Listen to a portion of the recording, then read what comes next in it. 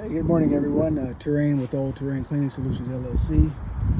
Out here doing this inspection here for roof soft wash.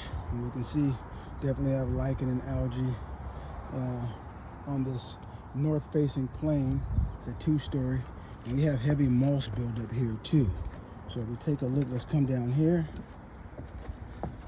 and we'll look all the way up around, and what you see.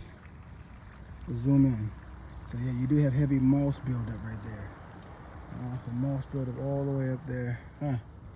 So all this moss will certainly have to be removed off of here.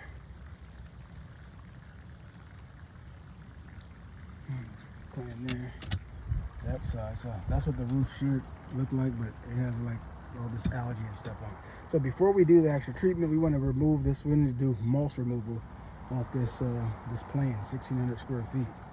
All right.